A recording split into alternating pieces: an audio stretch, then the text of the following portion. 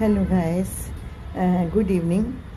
और मौसम आज यहाँ बहुत ठंडा हो गया है और बारिश हुई है। तो कभी कभी ऐसा मन में ख्याल आता है कि इन सब को कौन संचालित करता है। आज साइंस इतनी ज़्यादा डेवलप हो चुकी है कि हर काम इंसान करने लग गया, लेकिन अभी दोपहर को इतनी गर्मी थी और अब ये देखिए मौसम कैसे बदल गया। तो कौन सी शक्ति है जो इसको संचालित करती है, नहीं समझ में आता। और यही जिस दिन हम समझने लगेंगे तो हमारे जीवन का बहुत कुछ कार्य और बहुत सुख और शांति और सुकून हमें प्राप्त होगा। तो ये ईश्वर है, वो शक्ति एक है, अदृश्य शक्ति है जो इस संसार को संचालित कर रही है। और यदि उसके प्रति हमारी आस्था है, उसके प्रति हमारा विश्वास है, तो हमें ज़िंदगी में हमेशा सफलता मिलती है। क्योंकि जब हम उस पर विश्वास करते हैं, उस पर आस्था रखते हैं, तो हमारे सभी कार्य पूरे होते हैं। तो इसलिए हमेशा उस परम पिता परमेश्वर को याद रखें, जिसको भी आप मानते हैं। तो एकदम से मेरे मन में ये बात आई कि देखिए कैसे एकदम मौसम बदल गया, कैसे एकदम सारी ऋतु बदल गई और लोग एकदम प्रसन्न हो गए हैं। आर्टिफिशियल कुछ नहीं है, इतना नेचुरल ये सब हुआ कि मन खुश हो जाता है, मन को सुकून मिलता है, मन को शांति मिलती है। तो अब वो शक्ति जो हमको संचालित कर रही है, हमारे पूरे जीवन को संचालित कर रही है।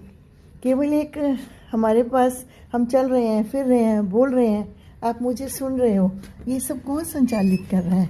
ये वो एक ईश्वर है जो सबको संचालित करता है। वो शक्ति है जिसको हम मानते हैं, वो दृश्य शक्ति है, हर जगह वो विद्यमान है। हमें कितनी सांस लेनी है ये वही बताता है, हमें क्या करना है ये वही बताता है।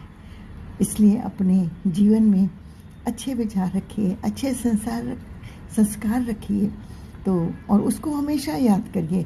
जिस दिन जब वो हमेशा याद रहेगा तो हम कभी कोई गलत काम कर ही नहीं पाएंगे। तो बहुत अच्छा लग रहा है और उस ईश्वर को मैं बहुत दिल से धन्यवाद करूँगी। मेरे पास शब्द नहीं है उसके महिमा का वर्णन करने के, लेकिन फिर भी मेरा मन है, मैं कह रही हूँ कि बहुत आप जहाँ भी हो, जैसे भी करते हो, पूरे संसार को आप संचालित कर रहे हो, तो बहुत अच्छा लगता है। बहुत बहुत धन्यवाद आपका आता है दिल से। और हम छोटे छोटे लोग हैं इस संसार में, जो कार्य करने के लिए आपने भेजा है, हम उन कार्यों को करें, क्रोध ना करके प्यार से करें।